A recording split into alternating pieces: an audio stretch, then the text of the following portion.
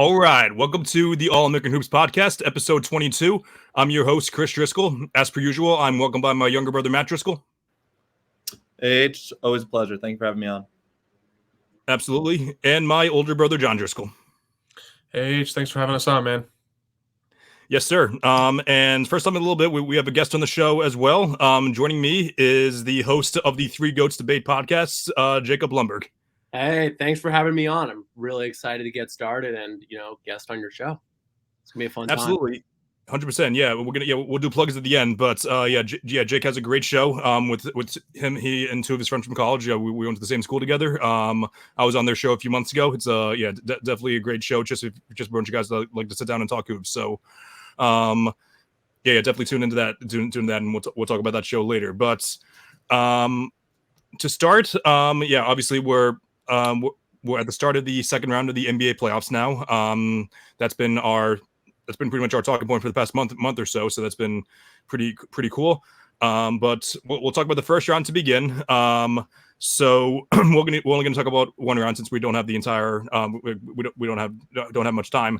But we'll talk about the first round. So the first round was one of the big upsets. It wasn't too much of an upset going in, but it's the Bucks versus the Pacers. The Pacers took down the Bucks 4-2. We brought Jacob on the show to give his thoughts on it. He's a massive Bucks fan. We're not going to rub it in too much, but we just want to hear your thoughts on the situation because obviously, from what I've seen on Bucks Twitter, there's like a little bit of a divide. It's like some people think it's the end of the world, some people think it's just a matter of an unfortunate situation. So just wondering what was your thoughts there? Yeah, sure. So I would definitely say in context, it definitely was not an upset because after everything that went down, but none of us Bucks fans on Twitter, we were definitely not expecting to win that. So from what I've been seeing also on Bucks Twitter and my also personal take on this is, it was unfortunate situations. Like injuries do happen. It's part of the sport. I'm not going to say, they should have won. I'll add that part in, but at the end of the day, I mean, injuries do happen. But when your best player, and I personally think the best player in the league, Giannis Antetokounmpo, is not even showing up in the series at all due to injury, and then on top of that, you have Damian Lillard, who's your second best player and one of the most clutch shooters like the game has ever seen. He also goes down and misses a couple games, and then even more just to show how cursed the Bucks year is. I mean, we sold our souls for the 2021 championship, it seems, because then Chris Middleton, our third best player, gets hobbled, even though he still played. And, really shout out to Chris Middleton. I love Chris Middleton. But, he was definitely not healthy during that series either. So when your top three players, are out of the series, basically, I mean, not out, but injured, it makes it really difficult to win. And my take on the situation is, from what I saw from the Pacers, I don't want to, be all bitter and all that, but if the Bucks were healthy, and I hate doing the what ifs, I think they would have won that easily. Because from what I've seen, the Pacers played pretty bad for the situation they were put in.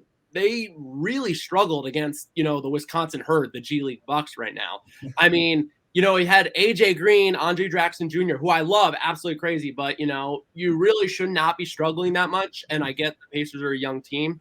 So, they're going to have playoff struggles, but and nothing I saw during that, there was excuses really for the Bucks, but for the Pacers, I mean, they won. So, I mean, they should be happy, but they did not play well.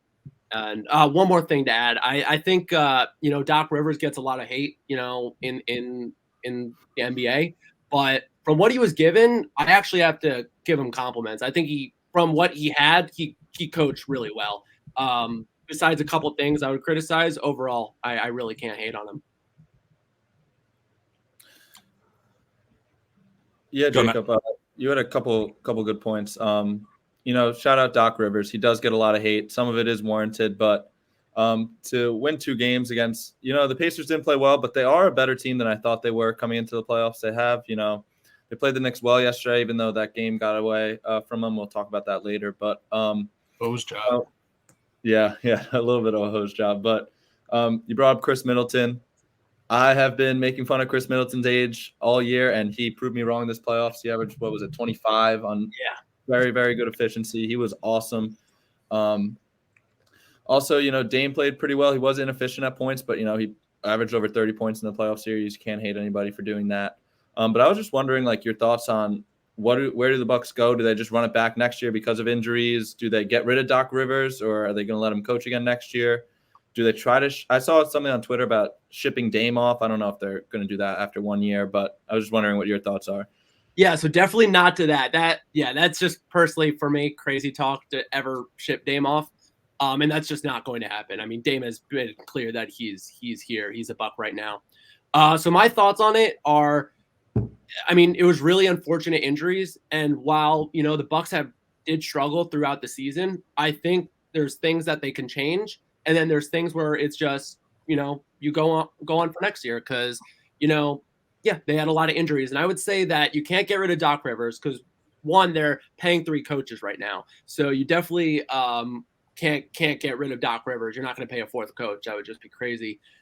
2, I don't think Doc Rivers was to blame here, at all. So I wouldn't have I would have a problem if they got rid of him, especially because he didn't have time in the offseason. He was, hired in the middle. So he wasn't able to bond with the players. He wasn't able to do offseason training, summer training, and all that. And then something that they can change, they definitely need to get younger. Bucks are the oldest team in the entire league. And that's something that, even though I think the Bucks would have won if they had all their players healthy, I think they would have still struggled with the Pacers being a fast-paced young team, while the Bucks are, a slower team with veterans. So I think something that I really loved was Andre Jackson Jr. and AJ Green, really young players. And I think that next year they need to be, more. They need to be getting more minutes. I think one of my problems with Doc Rivers that I will criticize him on is that he did not give Andre Jackson Jr. enough minutes in the playoffs, because he's one of those players where they just don't run out of energy. Where it's you saw other players where they give up. No matter if you're down by 30, you're down by 50, you're down by 10, he's just not going to give up and he's going to go all in. I just love to see that. So I think, you're going to have to get younger. And while, Brook Lopez is really important to the team, and I think that Bucks fans are being way too mean to him on Twitter and unfair. You can look at trade options for him, but I don't think you should just ship him off, but definitely look for trade options. I also love Bobby Portis too. So that, he brought some great memories from 2021. Don't be a hater. Don't be a hater. But I think you should look at trade options for him too. Just getting younger. That I think they need a youth movement on the team. But overall, keeping the big 3 together. Getting Doc more experience with the players. Yeah, I think they'll be fine for next year. And it was just chalk it up as really overall an unfortunate injury situation, and hopefully they get healthy, because I've seen what they can do when they get healthy, and they want a ring out of it. So, yeah. Yeah, you made some good points there. I just had a couple of quick things to add. I had picked this was, I guess, a couple days before the playoffs really started. We were kind of going through our bracket. I picked the Bucks in 6, and this was after the Giannis injury. Dame was still healthy. I figured Giannis would come back in game 4 or 5, and I figured with the pace and the volatility of the Pacers offense, they could snag a game or 2. But that being said, I mean, I've seen a couple things on Bucks Twitter about who to ship off. Obviously, all these tweets are going to be very emotional after a tough series loss, but I think it's important it'd be really hard to ship Chris Middleton out. Even if I understand he has a pretty heavy cap hit. I get that. But he just kind of stood on his head for that series. He had a great series. It'd be hard to do that. I know you said you love Bobby Portis. I kind of, I don't know if it's at the same magnitude, but the Celtics shipped off Marcus Smart last year. So it might be one of those things where you kind of, in order to get younger, like you said, maybe you do ship off that fan favorite in either Portis or Lopez, to get younger. Granted, the Celtics didn't really get younger with that Marcus Smart trade, but along those lines, something. But I think there's a couple avenues for the Bucks to get younger and at least more versatile on defense. So, but I agree with you that you should kind of keep that core together. Yeah, you brought up a great point. Portis, it's more, even though I do think he was a 6th man of the year contender, it's more nostalgia why I want to keep around, just because, he brought some great memories. But then I know it's a business. So you gotta look for trade options, and I would be totally fine with that if they got something fair out of it. Same with Lopez. It would hurt, but I would understand it. I think we almost tore apart our kitchen when they traded to Marcus Smart, and then we saw Porzingis play, and we were like, all right, like, I guess, definitely some great points being made there. I saw Hoop Venue. He's one of my favorite and Twitter YouTube guys on basketball. He threw around the idea of maybe trading away Lopez and putting Giannis at the 5. I think basketball wise that does make sense, but however, this is a guy who hasn't finished the last 2 seasons, or he finished last season, but didn't finish the last 2 seasons healthy. I just think that's a pretty bad idea. Like, they might have had to purchase the same way that the Lakers did with AD, and just throw him at the 4 for most of the game, and then have him in deep situations playing at the 5. But I just don't see that happening. But we can move on to the next series. So that's what we'll continue on with the Pacers. So the Pacers lost last night in Game 1 to the Knicks. It's been 7 games for the Knicks, and all of their wins have really felt like, or maybe not all of them, but at least 3 or 4 of them have been the same thing, where they basically just beat the crap out of you for 45 minutes, and then the last 3 minutes they just give the ball to Jalen Brunson and then let him score. It's been a recipe that's been working lately, and something that's it's definitely not something to scoff at, because obviously you just want your best player to cook in the last few minutes while also giving your opponent a hard time. But I just don't know how sustainable it is. So, John, do you have any thoughts on the series as a whole, or Game 1? Yeah, I thought Game 1 was really good. I was kind of impressed by how the Pacers played on the road. We know that MSG is not exactly an easy place to play at. I think that, I did say hose job earlier. I think that might have been a slight overreaction. I don't want to get anybody upset. There were a couple calls that could have gone Indiana's way that didn't. But at the end of the day, the reason why the Bucks lost is because Tyrese Halliburton had 6 points or 8 points, one of those. You need more from your star player. I personally have been underrating and forgetting about Pascal Siakam. I think he's been great ever since he joined Indiana. But I think, like they say, if you're kind of the lower seed and you're going into games 1 and 2, you just need to try to steal 1 and gain that home court advantage, and then the pressure's back on the higher seed. But yeah, I think it'll be an interesting series. Chris, you touched on and we talked about it last night a little bit. The Knicks in the clutch are fairly impressive. I mean, you mentioned Jalen Brunson is really good in the clutch, obviously, but Dante DiVincenzo hit a couple of tough shots. Josh Hart seems to be wide open on the top of the key half the time. I don't understand it. But I think that it's going to be a good series. I think I picked the Knicks in 6. But I was impressed by Indiana last night. Yeah, John, I also agree. I was impressed with Indiana, sticking around the whole game. I think they were winning for the majority of the game. I don't know the exact time the Knicks kind of took the lead at the end, but is Halliburton afraid to shoot now after his injury? I don't know. He took 6 shots yesterday. He didn't get to the line. If you're going to be this star player that people are saying you are, you have to win games. You have to put the team on your back at certain points and win games. Jalen Brunson's awesome. He's averaging 37 for the playoffs now, which is super impressive, especially after his first 2 games, which were his worst games of the season. I will say, I'm going to put on my hater cap for a second. The foul baiting is getting ridiculous. Yes. The foul baiting is getting ridiculous. 11 free throws for the postseason. He took 14 yesterday. It's not fun to watch. However, in the clutch, he stepped up. It was very impressive. Both teams are very deep. The Pacers' depth, it's kind of sneaky depth. TJ McConnell is awesome. He's a really good player. It's really annoying. He's very annoying. He's very annoying to play against. PTSD from the Bucks series. Yeah. But yeah, Knicks, depth's a little depleted now. Obviously, Randall's out. Bojan's a big loss out for the year. But I think they're still the better team. They have the best player in the series. I have the Knicks in 6 as well. I don't know if you said 6 or 7, but I have the Knicks in 6. Oh, sorry. One more thing. Chris, you talked about it being sustainable. I don't know how the Knicks starters haven't died on the floor yet. All starters over 36 minutes last night, and 4 of them were over 42 minutes. I know that's what Tibbs kind of does, but it's insane. I don't know how they're in such great shape. I don't know how they do it. Yeah.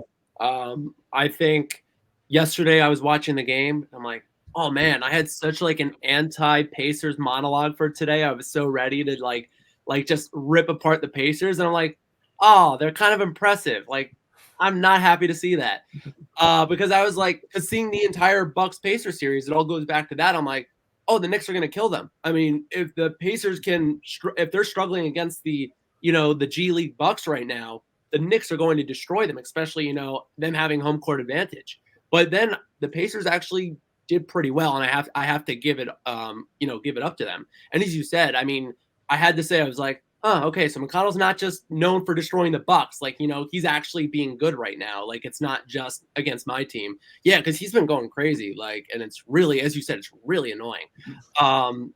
And yeah, so I have to give it to the Pacers. I still think the Knicks are going to run away with this series because, just like I said, I think with the Pacers experience, they just don't have it. And they're a really young and fast team, and that's definitely going to help them. But before I had Knicks in 5, because I just said, like, I just don't think the Pacers are going to be able to defeat them. And you know what? I'll keep it. I'll keep it Knicks in 5 because I just think Pacers are just going to struggle down the stretch. I actually wanted to know, are you guys, Matt, you touched on the whole kind of foul baiting stuff from Jalen Brunson. Do you think it's more accepted in the NBA community when a smaller guard does that compared to, the 7'2" Joel Embiid? And I mean, it's the same thing, but like, I guess it's less of a thing because Jalen Brunson is like 100 pounds lighter than Joel Embiid.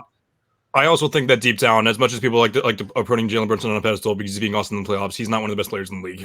He's not. I don't think he's a top 10 player in the league. And people are going to bash Joel Embiid. People are going to bash James Harden for it. People are going to bash Giannis for it, which you could debate whether it's him foul baiting or him just getting destroyed at the line. I think it's a little bit of both. But yeah, yeah, and I know I'm probably like the biggest Brunson hater on the pod, given it took me so long to give him his flowers. But that being said, he's not a top 10 player. Just because I think if you to be a top 10 player, you need to be like a star player for at least a couple of years. But yeah, I think that's part of the reason why Brunson hasn't been getting the free throw merchant title yet. He's not a free throw merchant. He's good at other things, but I think that's the reason he hasn't gotten that label yet.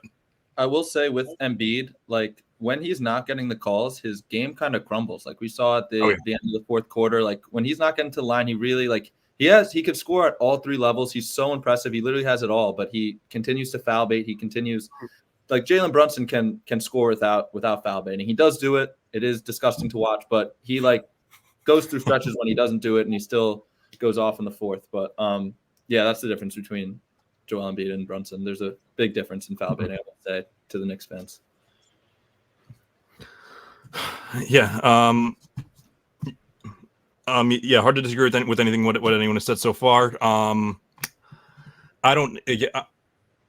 Yeah, it's really tough for me because like I think like in order for the Pacers to win the series, it's going to have to be the Knicks not making their shots because the Pacers are going to outrun them on offense. They're the much faster paced teams, and obviously the Knicks aren't making their shots while still running a slow paced offense. It's going to be tough for them to keep up with the Pacers. But that being said, the Pacers don't play a lick of defense at all. So you're gonna have to really find you're gonna have to find more than a couple nights where the Knicks are just going to be pretty cool from the line or from 3 in order for them to lose the series. So while I do think the Pacers are going to pick up at least a game or 2, I don't think that the Knicks are going to are going to pull too easily. So yeah, just like I could see it ending in 5, but just like John and Matt, I'm going to say Pacers and I'm going to say Knicks in 6. And I think that's a pretty common consensus around the media and social media as well, based on what I'm hearing. So we took a pause on our biases for a little bit. So yeah, we let Jacob be a little biased in the beginning of the show. So now we're gonna bring it back to our regular theme network we're gonna talk about our Boston Celtics now.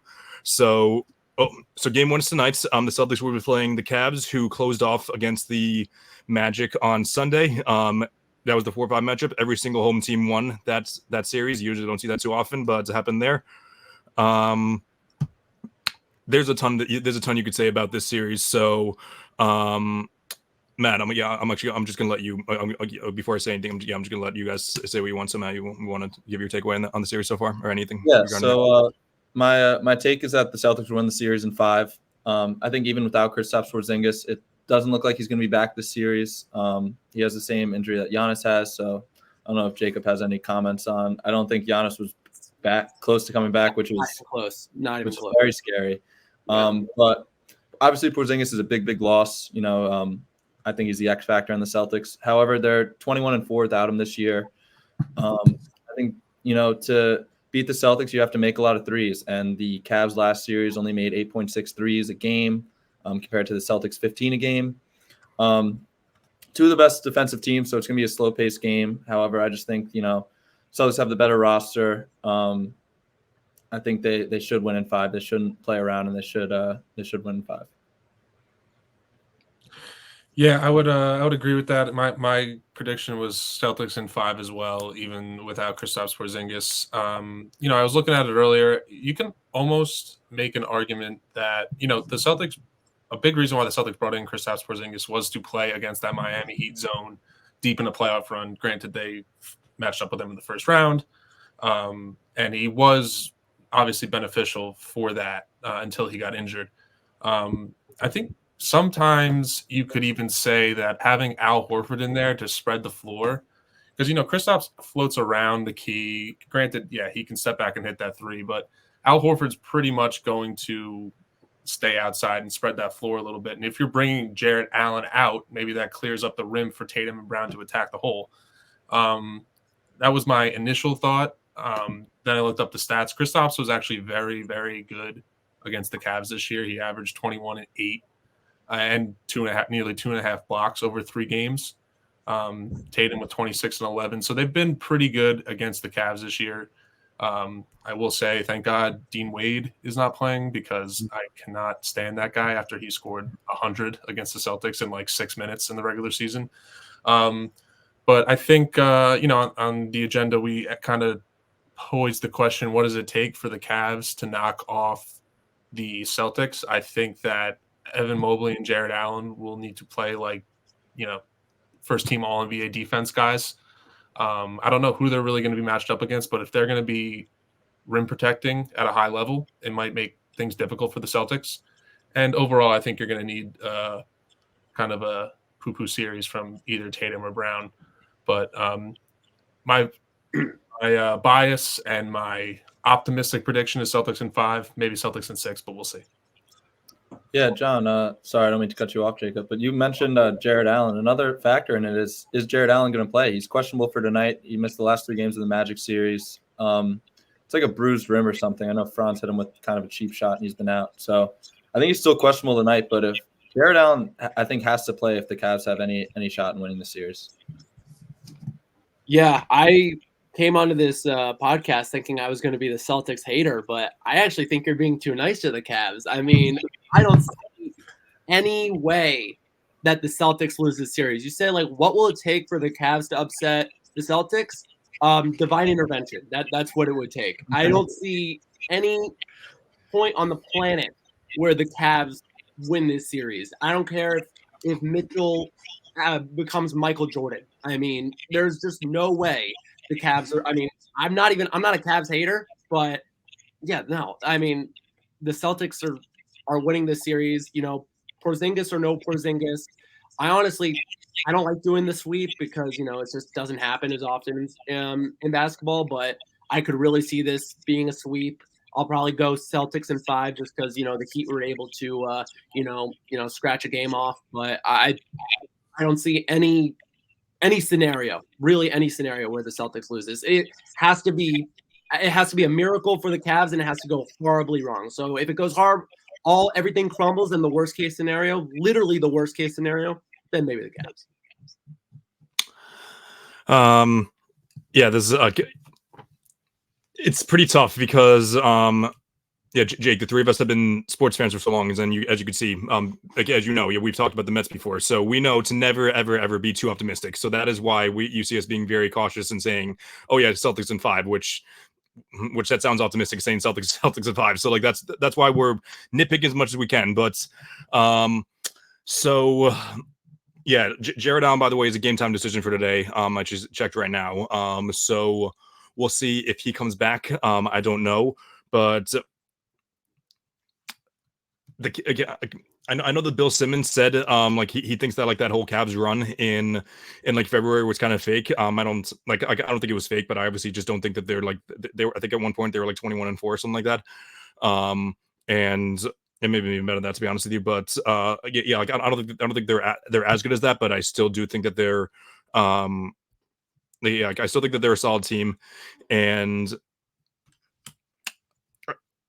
I think the only way that the Cavs win the series, I think Donovan Mitchell does have to outplay Jason Tatum. I don't think that's going to happen. And also, I think that Evan Mobley, as John mentioned, Evan Mobley and Jared Allen only have to anchor the hell out of the defense. So I'm hoping Celtics in 5. 4 would be even better. Like I do think there's a world where they sweep them, but I just don't think it's going to happen because sweeps pretty hard to come around, especially in the second rounds.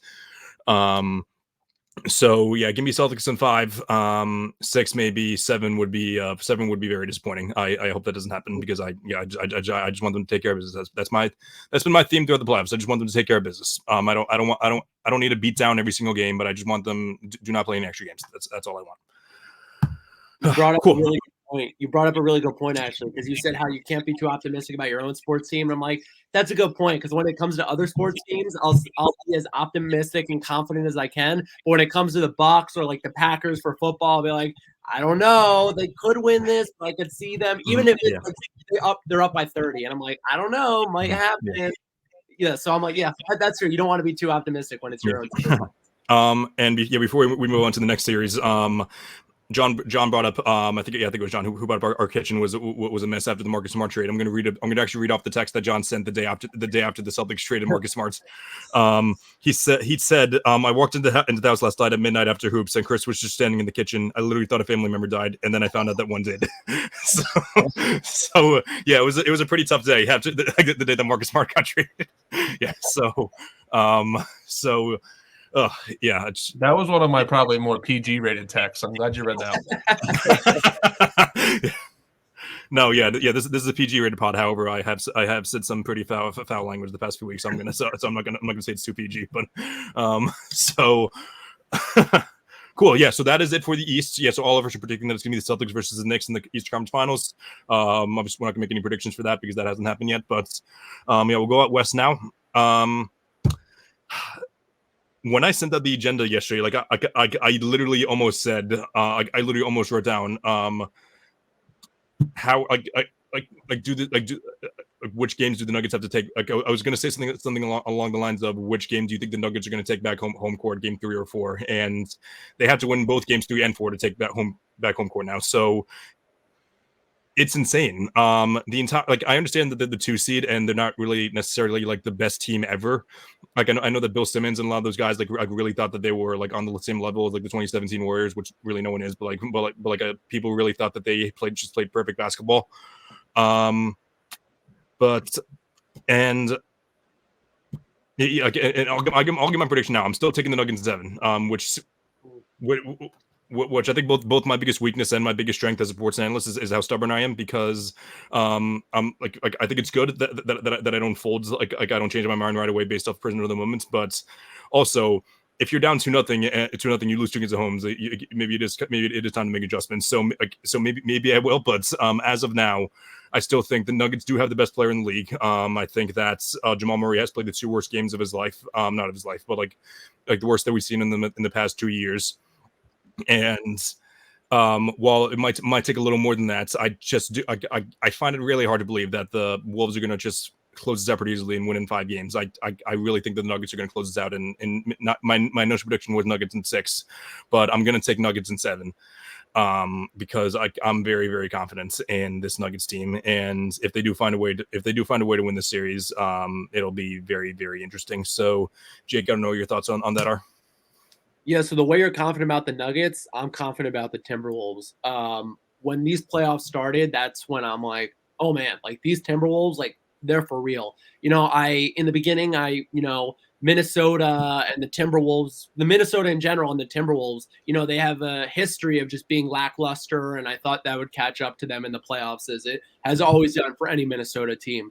But after seeing them, no, I remember texting you, Chris, and I said, because you had a poll and you were like, who could beat the Nuggets? And I said to you, I know who can. That's right. The Wolves in 7, because there's just some teams, they might not overall, they might not be like the best in the regular season or something, but when it comes down to the playoffs, there's just some teams that are built to beat other teams. And the Timberwolves, they match up well against the Nuggets, and I think they're built. They're built. I think they're built to win the conference. I think they're going to win the West. I'm very high on the Timberwolves. I'm really high on Anthony Edwards. I think he's a superstar potential. He's not obviously the best in the NBA yet, but I think he's a future face of the NBA for sure. And yeah, I mean, the Timberwolves are a defensive powerhouse, and without Rudy last night, they shut the Nuggets down. They shut Jokic down, and that's when Rudy was gone. Rudy Gobert was gone. So with him back, I mean, I had Timberwolves in 7. The Nuggets could be scary, so I don't want to say Timberwolves in 5. I'll probably go Timberwolves in 6. But yeah, I mean, also the Timberwolves winning 2 in Denver, in Colorado, and now they're going back to Minnesota. If it was the other way around, I would say, it's probably still Timberwolves in 7. But the fact is, Timberwolves have the advantage now, and yeah, I think Nuggets are in trouble. Timberwolves are just the team that are built to beat the Nuggets. Before anyone else chimes in, this is going to be the 3rd time in 4 weeks that I'm breaking news. Rudy Gobert has just won Defensive Player of the Year. So, which actually, Jake, if you remember, when I was on your podcast the first time, I broke news actually, and that was when Doc Rivers was hired as the Bucks head coach. Yeah. And the episode I gave it, so that it's become my forte having my iPod right in front of me. Like I'm not scrolling through it or anything, or sometimes I do just to fact check something sometimes. But yes, Shams tweeted Rudy Gobert has won Defensive Player of the Year, so that's my guy. We have a friend named Peter who hates Rudy Gobert. Beef about it all the time, but I'm a massive fan of Rudy Gobert. Like I'm just as big. Like the reason why I was pretty big on because initially I had Nuggets in 6, so because that's more so my take in the Nuggets. But yeah, I'm a big fan of the Wolves too. So, John, if you want to add on to what you were just saying. Yeah, I think over the past year and a half, let's just say year, we viewed the Denver Nuggets as unbeatable, and they're just always so good in the clutch. They do everything right. It's just they're an easy team to kind of hitch your wagon to and say this is the team that's going to make the finals this year. I don't think I really realized it until watching these 2 games how good of a matchup the Timberwolves provide to them. Because I think that they won the championship last year in large part due to Nikola Jokic doing what he does. But I think Jamal Murray's impact kind of went unnoticed. He's, very clutch. He hits big shots. He's a very, very good number 2. Michael Porter Jr., great number 3 too. And then, you want to talk about Aaron Gordon, but Anthony Edwards has taken Jamal Murray out of the equation.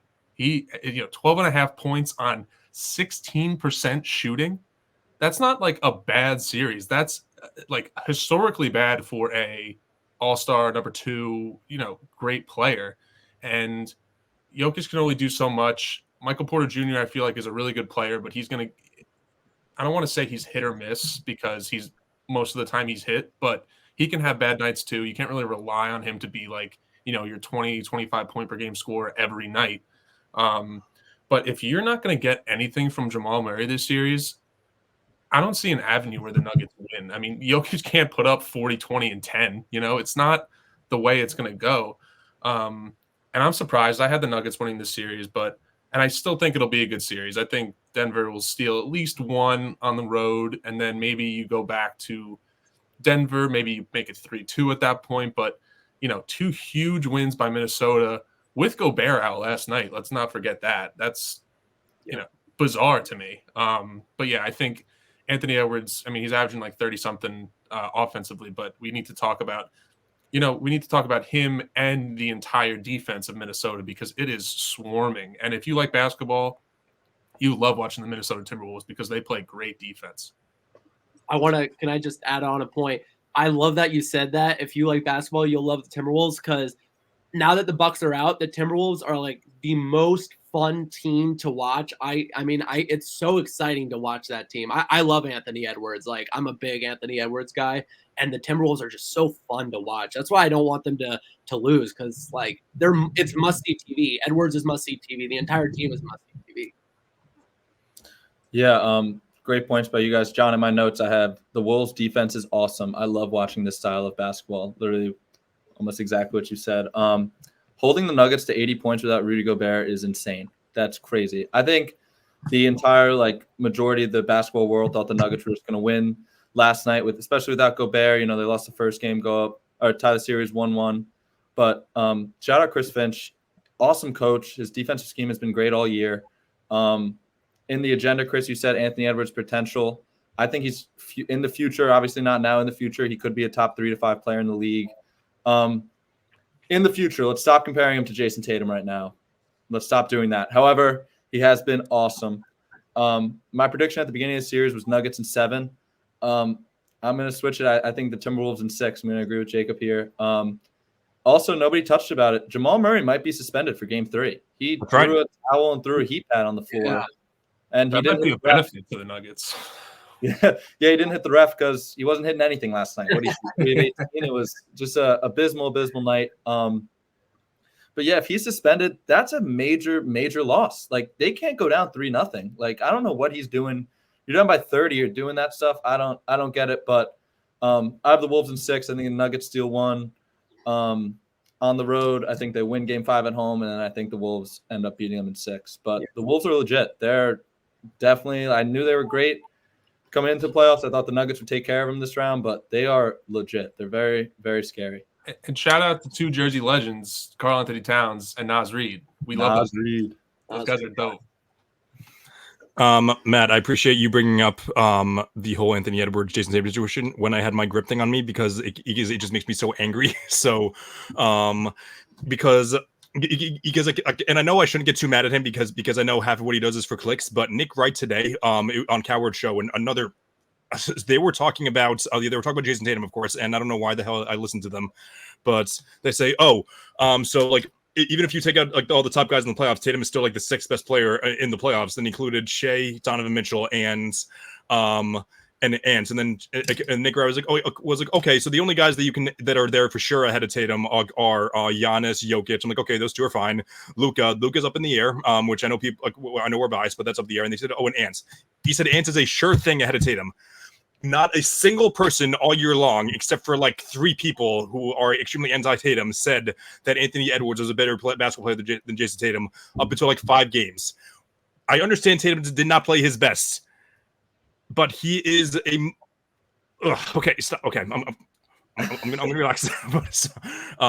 But seriously, it's really bugging me, and it really shouldn't, because I've known this for years that Jason Tatum is very disrespected, and I feel like we should have done this during our Celtics segment, not our Anthony Edwards segment. But I actually have on my agenda, explain why Anthony Edwards is better than Jason Tatum. So I had to try to get click remove. Okay, so,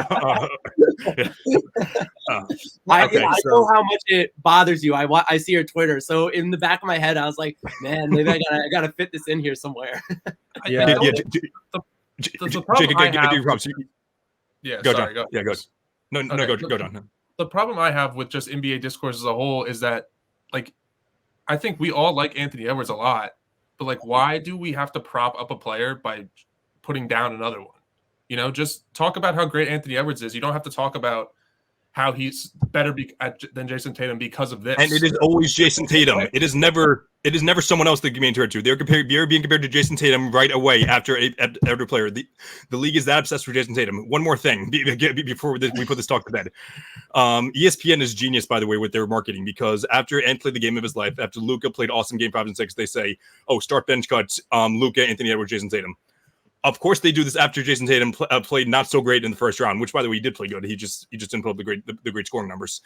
So great on ESPN for doing an awesome job of pissing all of us off. So bravo to that. I'm not even pissed at them. I'm pissed at the way that everyone else, how much recency bias has affected, has driven everyone else mad besides me. So, okay, moving on. So, but Yeah, I'm the only one that picked the Nuggets. But yeah, like Matt, you mentioned, I completely forgot about the Jamal Murray being out for Game 3. So I don't know, but That's not official yet, but it might happen. No, it's not. Yeah, no, it's yeah, that's right. Yeah, I also kind of wish they were. Yeah, I really wish the Gobert played yesterday because I would have been taking my victory lap now because they'd be up 2-0 because, and I would have said because of Rudy Gobert, and then I also would have said he just won depoy. So he's a pretty good basketball player if you ask me. But I'm actually a big Wemby guy, so I'm a little upset that Wemby didn't get it.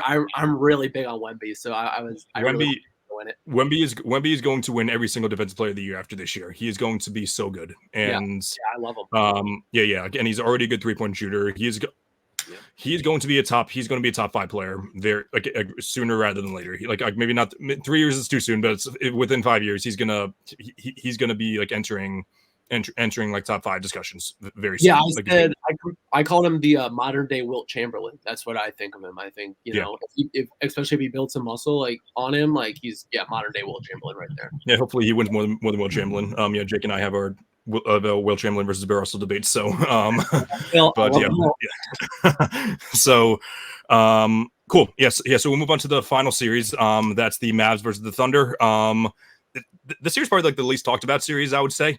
But that being said, I still think it's going to be an awesome series given the teams are pretty similar, given that they're they got like two of the best backcourts in the league, and J-Dub and SGA versus Kyrie and Luka. Obviously, Kyrie and Luka are a little bit better, but still, it's going to be still like a very pretty big duel. Both teams are very young. I think it's in addition to Luka, the Mavs also have a rookie starting power forward, I believe, in Lively, and I'm really looking forward to watching the series because I think it's going to be because we haven't seen playoff Kyrie in a while. He's probably playing this. This is debatably his best basketball ever. And if not his best basketball, definitely since 2017 with LeBron. Even though he was very good in 2019 as well, despite like the locker room issues. But yeah, it's unfortunate that they play out west, and it's gonna be pretty late night games. But I'm gonna be 25 in 2 weeks. Why am I talking about how late the games are right now? But I'm really really looking forward to it though. So John, I don't know if you had any thoughts on that.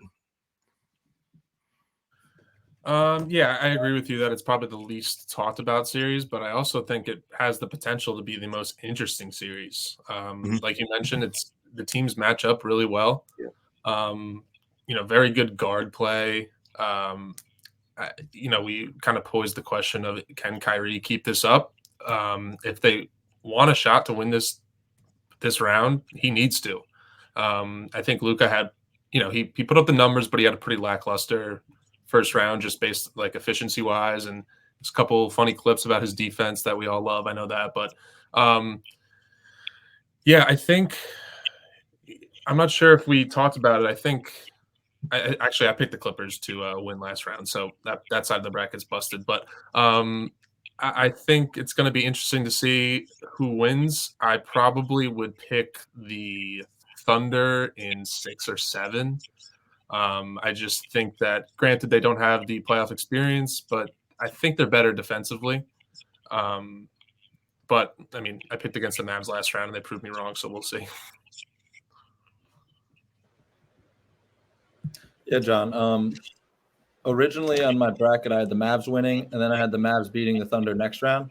I'm going to switch that. I have the Thunder in 7. That's my prediction. We talk about the Wolves defense being awesome, which it is. The Thunder's defense is also awesome. I know they played the injured Pelicans last series, but I know defensive rating's also flawed. But I was looking at it earlier. I forgot to write it down, but I think their defensive rating was like a 95 last series. Like that's crazy. They took care of business. I know they're young, but that could also help in their favor a little bit. They're a great defensive team. SGA, I was kind of a hater this year, but he's been proving me wrong. Jalen Williams is also a stud. He's putting up like 22 points on 50% shooting. He's awesome. So yeah, I think Kyrie, like you said, John, will have to keep it up if the Mavs want to have a shot at the series. I think Luka will have a better series than last year's, at least more efficient. But yeah, I think the Thunder's defense will be the reason they won. I have Thunder in 7. That's a 93.5 defensive rating, by the way, in round 1. Second in net rating behind your Boston Celtics. And for the regular season, they were third in defensive rating and fourth. Fourth in defensive rating and third in offensive rating and second in net rating. So behind our Boston Celtics. So, obviously extremely well put together team. Jacob, I don't know if you have any thoughts on this on the team. Yeah, I have Mavericks actually. I have Mavericks in 7. I think this is where we really can see the some upset potential, and I think it's going to be a great series. I really like. I've always liked Luka. I've always thought he was an amazing player. He just had the unfortunate scenarios where he just wasn't able to go deep in the playoffs a lot due to like supporting cast too. But Kyrie has been playing out of his mind right now, and I absolutely think he's going to keep it up. I really don't see Kyrie slowing down, especially because with his amount of playoff experience too, that's going to be really beneficial. So I think Mavericks. I think Mavericks are gonna win this in 7, and I don't think Thunder's like youth has been a really big problem throughout the playoffs, but to go deep into the playoffs, I think that's when you start seeing playoff experience being really needed. You can win one series, but stringing together multiple series, that's when it gets harder. And I think Mavericks have more of the experience, especially somebody like Kyrie Irving who has won a ring before. So I think Mavericks, and I think it's gonna be Mavericks Timberwolves conference final, which I would love. I would love to see Mavericks Timberwolves. That'd be so fun. And just a quick note on Sherry, he's like a vibes guy, right? Like when stuff's going well and he's happy, he plays his best basketball. Exactly. So that's what it's kind of been like over the past, this whole regular season and the first round. So it'll be interesting to see if they can keep up those vibes. I think he'll be a tough guard. Yeah, if he's happy, he's just gonna be playing amazing. Like the problem with the Nets, there was a lot of locker room problems, and that's when it fell apart. But Mavericks, he seems really happy there, and Luka and him seem like that they have a great bond too. 100% agree. 100% agree with everything said there. And we'll see what happens after this year, because the real test for Kyrie in the locker room is he's usually pretty good year 1, year 2 is usually when things start to fall apart. So this is the first full year, so we'll see what happens there. But same with Jake. I got Mavs in 7. I usually don't pick teams that have. I usually don't pick teams that on the road to win in 7. I usually go with the home team there, but I do think that's I do think that Luka obviously closed out against the Suns. That very famous meme. Chris Paul hits the 3, so it cuts down the lead to 42. I'm taking the Mavs in 7 there. I do think that Luka is gonna ease back into being just absolutely dominant and make it to a second conference finals in 3 years. Not much to say there. Obviously, the Thunder are the much better two-way team, and wouldn't be surprised at all. But I'm expecting a very, very hot fought series on both sides for sure. So that's it for our series. But now, just to finish off the show, we have a good amount of time. But we are going to, each of us are going to give let's say 2 players each on who we think is going to break out for let's just say for the second round. So Jake, since you're the guest on our show, if you want to give your 2 players as to who you think are going to absolutely break out for the rest for this round. Right. So we've already seen them break out, so it's not really a big surprise. But one, I've said this since the start of the playoffs. With Anthony Edwards, I think he's going to be continuing to just put up an amazing series. That's why I have Timberwolves now. I have the Timberwolves winning the West, which I didn't have in the beginning. And I think that's going to be in large part due to Anthony Edwards. And I think when he gets hot, he's gonna remain hot, and I have no doubt in my mind that he's not going to slow down. Then the other guy that I would have to choose, I already said him. I already said him before with Kyrie Irving, but my mind always goes back to Kyrie, because I think the problem that we've seen in the past when Luka is the one-man show and he has to do it all on himself. But I think Kyrie, he's going to string together incredible games, and he's going to be looking extremely hot, and that's why I think the Mavericks are going to be able to make the Western Conference Final. I think it's going to be in large part now due to Kyrie, even though Luka said, even though he's obviously just trying to be humble, but he's like, he's the Batman, I'm the Robin. I don't actually think that's true, but I do think, having a guy that's, really comparable in skills and that's really going to help them. And so, yeah, I would say Anthony Edwards and Kyrie Irving.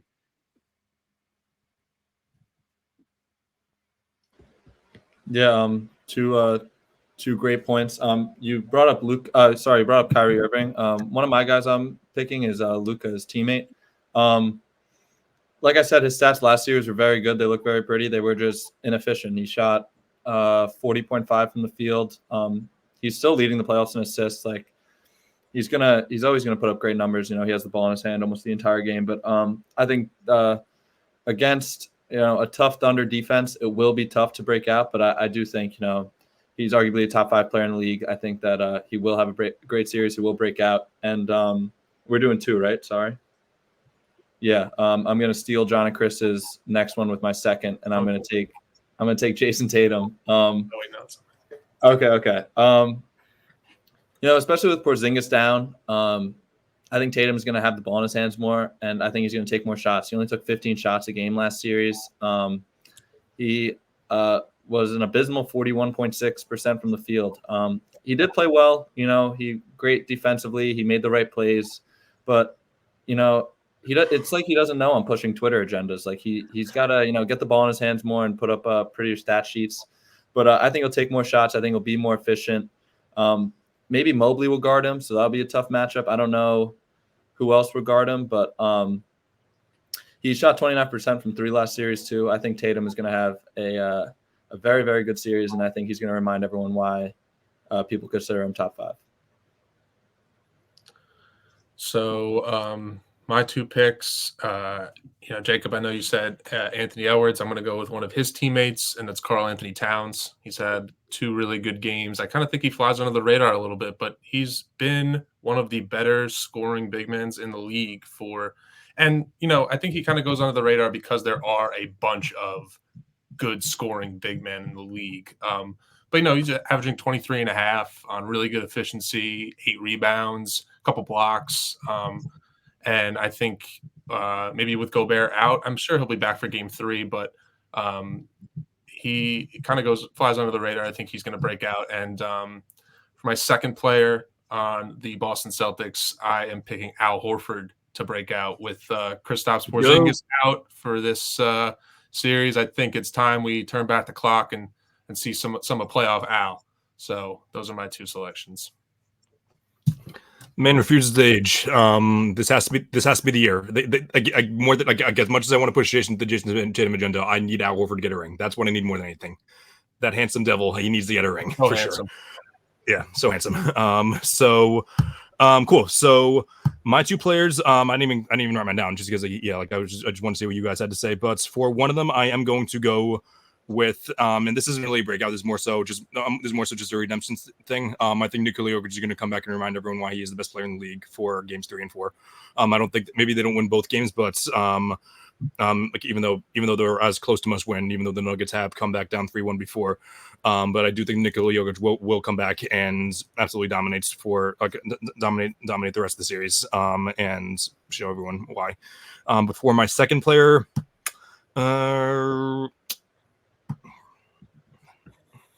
I don't know. It's a pretty tough one. I'm trying to shy away from the Celtics. But Jimmy Butler. Oh no, wait, he's not playing. Oh wait. Oh yeah, he's not the second round. Shout out Pat Riley. I have this. Sorry to sidetrack, but I thought the Pat Riley thing was hilarious. Yep. I was going to say that. Yeah, that was really funny. It's like classic Pat Riley, just calling out his players. Yeah, calling out your own player, and then he did it again. Like he's like, yeah, if there's another guy that comes along, that can play more in the regular season. I'm like, ouch. I'm like, oh man. Yeah, but Hero too. So, and like this is gonna be a very, very weird one actually. But I'm gonna go with Miles Turner actually. I think that he's gonna. If eventually the Knicks do get tired, I think the Miles Turner is going to be the guy to really start to beat up on Hartenstein and Robinson. Even if Robinson plays more than 5 minutes, who knows? But yeah, that's what I'm. That one's totally up in the air. But yeah, like I do trust Miles Turner. He's a very Brook Lopez type of player. Good player, can shoot the 3 and also just defend the rim really well. So yeah, those are my He's very underrated. Miles Turner is a very, very good player. Like he's one of the guys on the Pacers that like you don't really forget about it. Like when the Pacers are brought up, he's obviously brought up, but I think he's very underrated. He has games where he just takes over, and I think he could do that series. Not to interrupt your point, Chris. No, I was done anyway. So, yeah, that concludes the show pretty much. John One thing. has a comment. Yeah. Okay, so I have something somewhat breaking news. Let's not say breaking news, but let's say a little tidbit from Steve Bulpett. He says, nothing hard and fast to report here, but the Cavaliers are expecting to see Kristaps Porzingis before this series is over. I'm getting the same vibe from the Celtics. Okay. It'd be very cool. Just reporting. So I guess the Celtics, you heard it here first. Instead of the Celtics beating them in 4, they might beat them in like 3 or 2 or something. Maybe the Cavs are expecting this to go 7, and that's why. But I don't know. And before we end, I have to say it's really a shame that the Milwaukee Bucks are not in this, because I'm sure Chris can attest to this, and people that listen to Three Goats Debate. I love being biased about the Milwaukee Bucks, and I could probably talk about Giannis or the Bucks for like hours if you gave me the time. So it's a shame that I can't like you were able to be biased about the Celtics. If I just get a mic and start talking about Giannis, I could probably go on for days. So yes, he has done that before. Absolutely. Yeah, I have. So like, and I was going to have you do all that before the end. So yeah, Three Goats Debate. Tune into the show. I'm pretty sure it's your same thing on Instagram and TikTok, right? Just Three Goats Debate. Instagram, Awesome. TikTok, Spotify, Awesome. Three Goats Debate. You know, it's like Chris said before, it's my 2 college friends and I, and you know, we just love basketball. Chris was on the show. It was a great time. We did a Michael Jordan versus LeBron James with Chris on there. Chris and I are both Michael Jordan guys. We went before, by the way. Oh, yeah. They're gonna listen to this. Sorry, guys. Love it. Sorry. Shout out Logan Tell. Yeah, great guys. Yeah. No, we love them. Yeah. All right, awesome. So yeah, Jake, thanks so much for tuning in. For coming on. Same thing, John and Matt, always a pleasure. To finish off the show, just a couple plugs. Perfect timing again. She's two in a row. So make sure to follow All American Hoops on all social media platforms on Instagram, X, and TikTok. Subscribe and join Chilltown Hoops to become a member. There's some awesome shows that are on here. We go live every Tuesday at 6. There's also every Wednesday. Also like at 8 o'clock, Fluent and Chill. That's OG Chilltown and Tony Sports Fluents. They have their own show. Tuesdays at 8. There's a few other shows more than a few other shows. It's a great channel. Very happy to be part of it. Also take a look at my column on primetimesportstalk.com. I usually give my predictions on my list there. So yeah, that's what we have in the show today. Let's go Celtics, and I hope everyone else has a great night.